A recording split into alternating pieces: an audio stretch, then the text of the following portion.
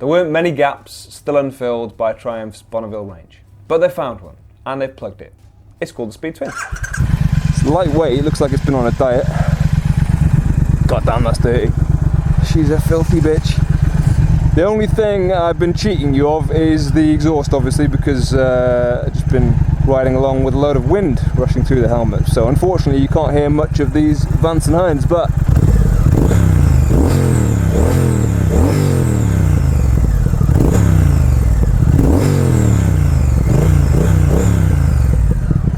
hopefully that gets the idea across to you, because they sound spectacular. Really nice note. And let's see if it gets the sheep verdict. One lonely sheep in a field by itself. Nope, that grass is far more interesting. I think that sheep was deaf. It probably won't surprise you that I have nothing but good things to say about this bike. But then I'm not the only one, so you can call it bias, whatever you want, but when that many people are telling you that it's a good bike, there's probably something in it. Nice sporty position, your knees are bent underneath you, but the flat bars means there's no real pressure on you. You don't feel too pulled forward, but equally I'm not bolt upright to the point where I'm getting massive buffeting in my face.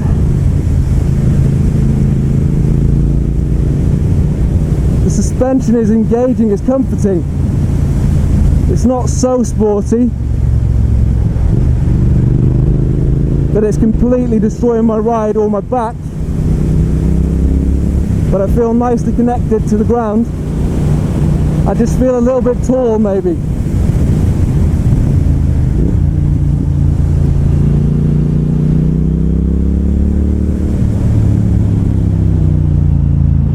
Those brakes are very good. I mean, I keep making a hash of these corners.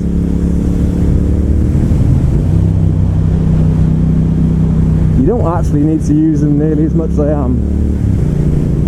And if I was used to it, I probably wouldn't be using them nearly as much, but when you need them, god damn, they're good.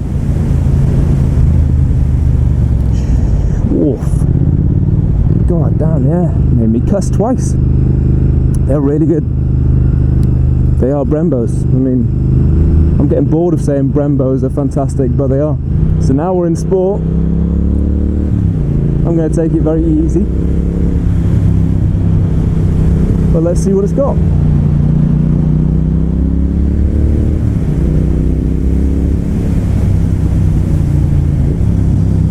It's weird how that affects the engine. It's really weird how that affects the engine.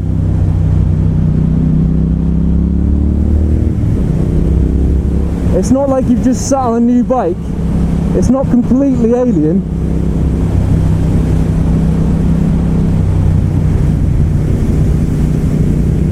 But if you're having a good ride and you just flip it over to sport just for a brief moment,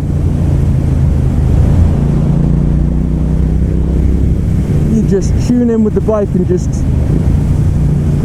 start flying, absolutely flying.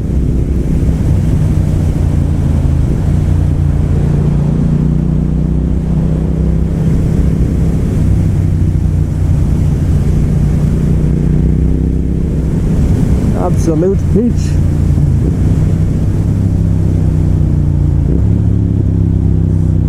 Nearly time to give you back, but just before I do, I need your best side.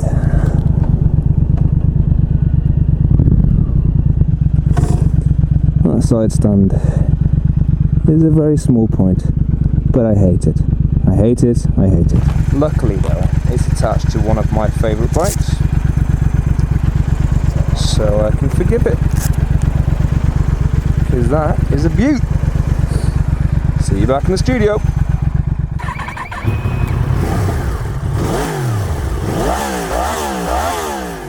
Okay, so first things first, did I like the bike? Yes. Probably won't surprise any of you. The assumption I made was that it had the engine of the Thruxton with the body and characteristics a little bit of the T120. And I was close to the mark. It is the same engine, it's the same specs as the Thruxton, It's a 1200, it's got 96 horsepower at 6,750 revs, 82 foot-pounds at 4,950. It's the HP or high performance motor, not the HT, which is high torque. Just like the Thruxton, we have 17-inch wheels front and back, unlike the T120, which is 18 on the front and 17 on the back. So it's slightly sharper handling than you would find on the T120. It's 196 kilograms dry. That's actually the lightest of the three. Thruxton middle ground, T120 heaviest bike. It has improved brakes on the front, 305mm discs, 4-piston Brembo. The standard Thruxton has 310 2-piston, as does the T120. It's got the same rear brake though as the Thruxton. The T120 actually looks like it's got a slightly better brake on the rear, but it'll make hardly any difference. Suspension is KYB, non-adjustable front, preload on the rear. Slightly shorter than the T120, slightly longer than the Thruxton. Happy middle ground, responsive but stable. For height, again, middle ground, somewhere between the T120 and the Thruxton. Slightly more perched, slightly more driven forward. Steering geometry, again, somewhere in the middle, not quite as sharp as the Thruxton, not quite as soft or lazy as the T120. Rider modes, sport, road and rain.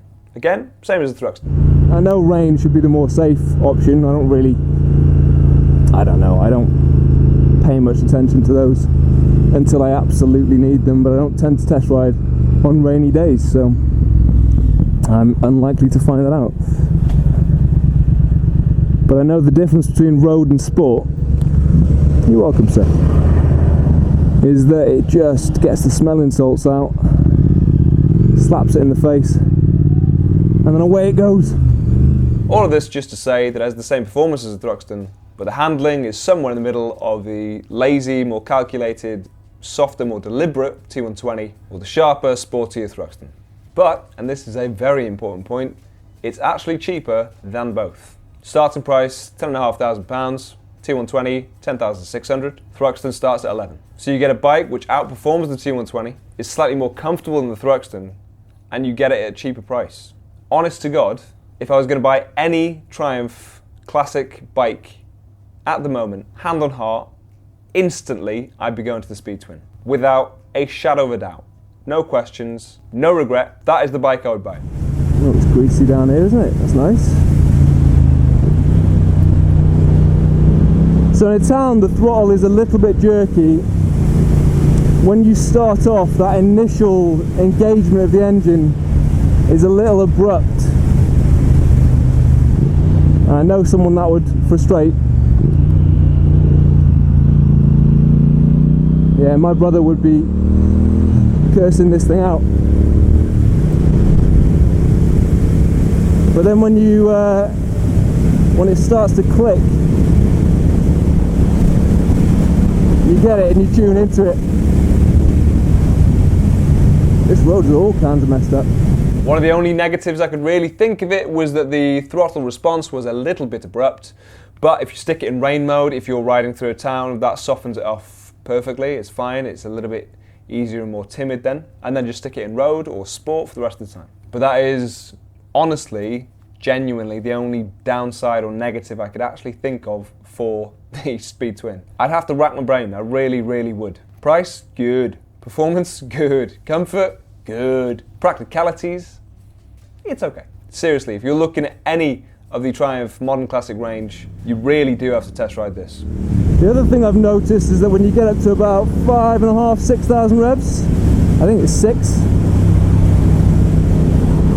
you hit its flat spot, which obviously means that it's making no more power and you should change up. And the only reason I'm doing that is because I'm lulled into that feeling because I'm used to the triple setup. And there are parts of this that are similar. So when you go up, yep, 6,000 revs, it hits its kind of blank spot. And it redlines as 7. What surprised me is after having ridden the Speed Triple, actually how many similarities in terms of the feel they had between the two. And it wrong-footed me ever so slightly because I was expecting to be able to hang on to the gear a little bit longer, as you would on a 3-cylinder. The steering geometry is near as damn it the same actually. So the feeling is actually familiar when you're holding the bars. On top of that, and I don't know how they've done this or why they've done this, but it has the signature Triumph whistle that you get with their 3-cylinders as well, that you don't get on their twins. What's also fantastic is that Vance & Hines exhaust. Weird thing is, and again strange to me, it's got that Triumph whistle, which I don't think the T120, the SpeedTwin, any of the other twins have. But I'm not just making that up. That's the Triumph whistle, which some people absolutely hate. Sorry for you people. It's comforting. Feels like home. It's got character. You know it's a Triumph driving past you. Conclusion, if you're curious, give it a test ride, but only if you're willing to part with the money, because if it was me and I had the money, that would be sitting outside my house pretty much now. Thanks again to you all. Contemplate subscribing if you haven't already. If you have, thank you very much, and I'll see you in the next. Bye bye. Tataruan.